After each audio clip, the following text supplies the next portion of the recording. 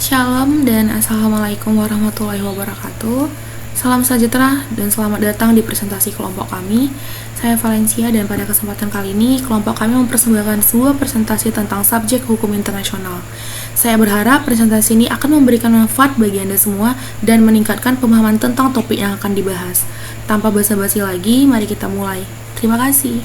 Sebuah entitas atau individu yang diakui memiliki kedudukan hukum di tingkat internasional, di mana mereka memiliki sebuah hak dan kewajiban di bawah hukum internasional, serta dapat terlibat dalam hubungan antara negara dan entitas lainnya. Ya, jadi baik, saya di sini akan menjelaskan perbedaan subjek hukum nasional dan subjek hukum internasional.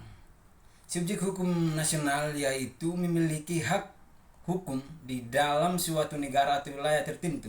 Subjek hukum ini meliputi individu, bahkan hukum pemerintah daerah dan pemerintah negara.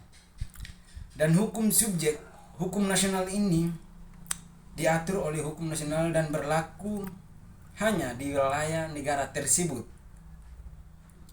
Contohnya, subjek hukum nasional adalah warga negara, perusahaan nasional, dan pemerintah daerah.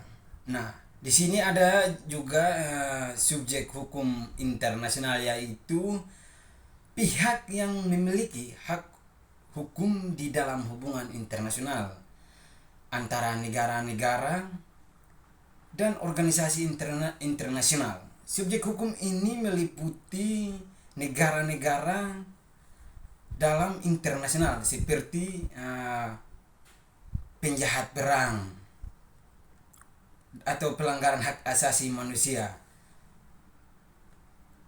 Nah, di sini subjek hukum internasional itu entitas yang memiliki hak dan kewajiban di dalam hukum internasional, termasuk organisasi internasional seperti yang kita ketahui itu seperti PBB dan organisasi non pemerintah. Tentunya juga dapat menjadi subjek hukum internasional begitu. Nah, jadi perbedaan yang mendasar antara subjek hukum nasional dan subjek hukum internasional itu terletak pada cakup dan yurisdiksi mereka. Nah, subjek nasional terkait dengan entitas negara, sedangkan subjek hukum internasional mencakup berbagai entitas yang beroperasi dalam kerangka hukum internasional.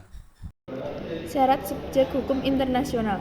1. Kehendak untuk menjadi subjek hukum internasional. Negara atau pihak lain yang ingin menjadi subjek hukum internasional harus memiliki kesadaran bahwa keikutsertaan dalam hubungan internasional dengan pihak lain memerlukan pengakuan dan penghormatan atas hak dan kewajiban hukum internasional. 2. Kemerdekaan dan kedaulatan.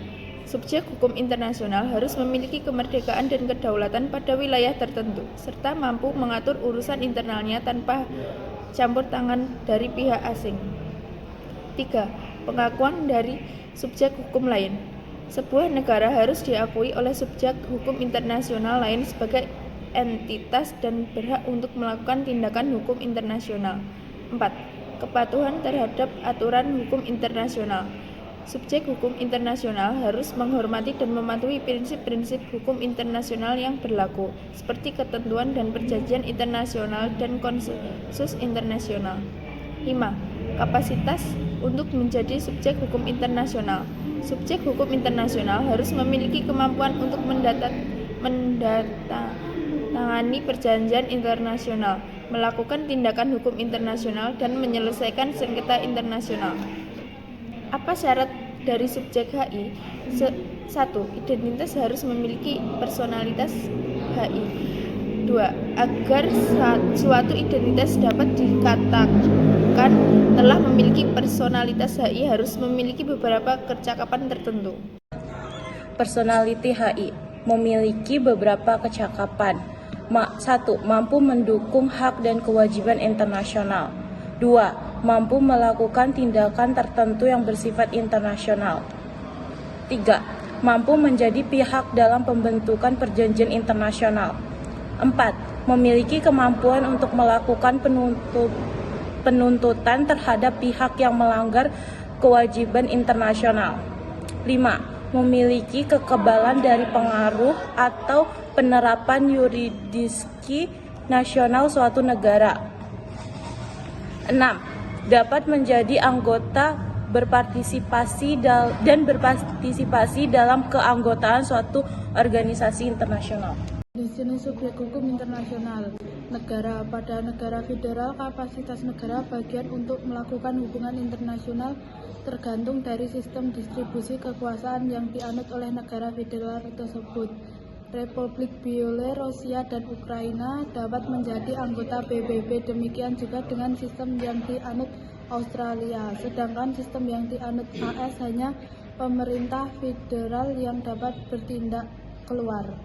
Akan menjelaskan tentang Tahta Suci Vatikan, subjek hukum internasional dalam arti penuh dan sejajar kedudukannya dengan negara lain. Perjanjian Lateran pada tanggal 11 Februari 1929 antara Italia dan Tahta Suci yang isinya adalah mengembalikan sebidang tanah di Roma kepada Tahta Suci dan memungkinkan didirikannya negara Vatikan. Dan berdasarkan perjanjian tersebut, negara Tahta Suci Vatikan dibentuk dan diakui sebagai subjek hukum internasional. Saat ini, Tahta Suci memiliki perwakilan diplomatik di berbagai negara di dunia yang sejajar kedudukannya dengan perwakilan diplomatik negara-negara lain. Individu. Ketika adanya penuntutan penjahat perang di hadapan MI yang diadakan khusus untuk itu oleh negara-negara sekutu yang menang perang. Dalam proses peradilan yang diadakan di Nuremberg dan Tokyo, para penjahat perang tersebut dituntut sebagai individu untuk perbuatan yang diklarifikasikan sebagai: poin pertama, kejahatan terhadap perdamaian. Poin kedua, kejahatan terhadap peri kemanusiaan. Poin ketiga, pelanggaran terhadap hukum perang. Dan poin keempat, permufakatan jahat untuk mengadakan perang. Dengan adanya peradilan Nuremberg dan Tokyo tersebut, maka seseorang dianggap langsung bertanggung jawab sebagai individu atas kejahatan perang yang dilakukannya. Palang Merah Internasional adalah subjek hukum internasional yang bersifat terbatas yang lahir karena sejarah, yang kemudian kedudukannya diperkuat dalam perjanjian dan konvensi Palang Merah. Saat ini, Palang Merah Internasional diakui sebagai organisasi internasional yang memiliki kedudukan sebagai subjek hukum internasional walaupun dalam ruang lingkup yang sangat terbatas. Organisasi internasional baru diakui sebagai subjek HI setelah adanya advisory opinion yang diberikan oleh MI. PBB meminta pendapat hukum dari MI terkait masalah terbunuhnya Pangeran Bernadotte dari Swedia yang bertindak sebagai mediator PBB di Israel pada tahun 1948. PBB mempunyai kemampuan hukum untuk mengajukan klaim ganti rugi terhadap pemerintahan de jure dan de facto yang bertanggung jawab. MI secara tegas menyatakan bahwa organisasi internasional adalah subjek HI dan mampu mendukung hak-hak dan kewajiban-kewajiban internasional, dan juga bahwa organisasi internasional memiliki kapasitas untuk mempertahankan hak-haknya dengan melakukan tuntutan internasional. Pemberontakan dalam pihak sengketa dibagi menjadi dua. Yang pertama, dalam hukum perang, pemberontakan dapat memperoleh kedudukan dan hak sebagai pihak yang bersengketa atau beligeran dalam beberapa keadaan tertentu. Yang kedua, personalitas internasional pihak-pihak dalam sengketa sepenuhnya tergantung pada pengakuan. Negara sebagai subjek hukum nasional itu dibagi menjadi 4 bagian. Yang pertama, membuat perjanjian internasional, di mana negara-negara itu berhak membuat perjanjian internasional dengan negara-negara lain, di mana isi perjanjian tersebut berupa sebuah perdamaian, perjanjian komersial, perjanjian lingkungan, dan lain sebagainya. Yang kedua, mengimplementasikan hukum internasional, di mana negara juga bertanggung jawab untuk mengimplementasikan ketentuan-ketentuan hukum internasional yang telah disepakati. Negara harus memastikan bahwa hukum internasional diaplikasikan dalam kebijakan-kebijakan nasionalnya dan tidak melanggar hak-hak asasi manusia atau hukum nasional lainnya. Yang ketiga, melindungi wilayah negara dan warga negaranya. Negara memiliki kewajiban untuk melindungi wilayah negaranya dan warga negaranya dari ancaman eksternal dan juga internal. Negara juga harus memastikan bahwa hak-hak asasi warga negaranya dan hak-hak yang ditentukan oleh hukum internasional dilindungi. Dan yang terakhir, ada menyelesaikan sengketa internasional. Negara juga berperan dalam menyelesaikan sengketa internasional dengan negara-negara lain. Negara memiliki kewenangan untuk mengajukan kasus ke Mahkamah Internasional atau lembaga lain yang berwenang menyelesaikan sengketa internasional. Saya akan membahas kesimpulan subjek hukum internasional. Subjek hukum internasional merupakan pihak-pihak yang memiliki hak dan kewajiban dalam lingkup hukum internasional. Ada dua jenis subjek hukum internasional, yaitu subjek hukum internasional utama dan subjek hukum internasional kedua. Subjek hukum internasional utama meliputi negara, organisasi internasional, dan individu sebagai subjek hukum internasional yang ada dalam konteks hak asasi manusia.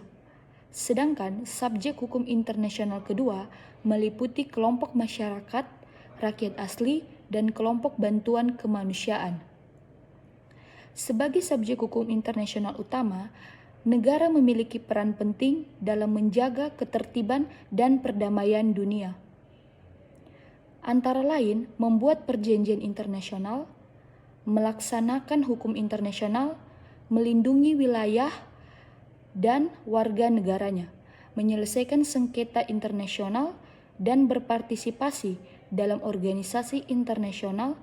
Dalam setiap peran kewajiban yang dimilikinya, negara harus mematuhi ketentuan-ketentuan yang berlaku dalam hukum internasional dan berusaha menjaga perdamaian dan keamanan dunia secara global. Saya ingin mengucapkan terima kasih kepada semua yang sudah menonton video dari kelompok kami dengan seksama. Mari kita bersama-sama mempromosikan hukum internasional sebagai nilai universal yang penting bagi kesejahteraan dunia yang lebih baik. Shalom dan Assalamualaikum warahmatullahi wabarakatuh.